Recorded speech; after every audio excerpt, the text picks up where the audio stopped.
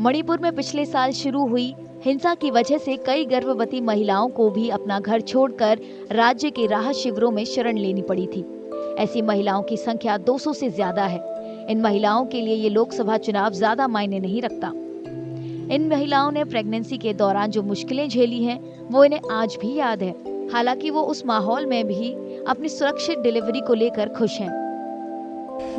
जी तक कही ये रिलीफ के महीना वप सालू कही ये नेकले चाक लमले हक्सा कसा ये हुन सो पी दिसंबर डे 15 नाव कहूँ नहीं तो कहे कहूँ नहीं फाता नाव पंग खोम नाव से नहीं जो मी तंपी खोम ना हक समा माजिंग अमा आई लतुई थथुम लम हूँ तिंग तानेव खचु आई कोलम पंग चनुम देव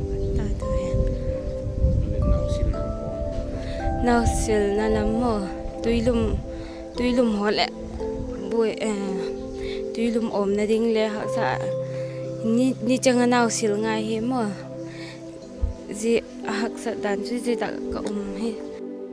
हथनेऊ जैसी हिंसा प्रभावित महिलाएं पिछले कुछ महीने कभी नहीं भूल सकेंगी। मणिपुर हिंसा से न केवल उनकी जिंदगी अस्त व्यस्त हो गई थी, बल्कि उन्होंने ऐसे कठिन हालात में भी अपने बच्चों को जन्म दिया। मई 2023 से अब तक राहत शिविरों में 200 से ज्यादा बच्चों का जन्म हुआ है। Without explaining, everybody who were pregnant will understand how was the feeling or how comfortable it was, because you were about to deliver the baby. It was just only due for a few days only, and you were late with so much of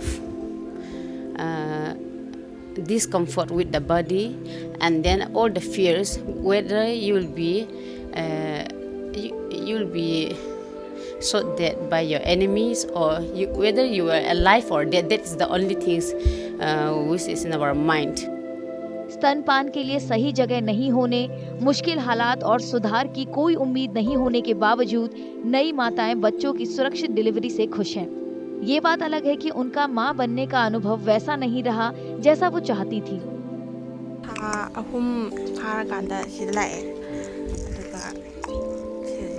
October की date 19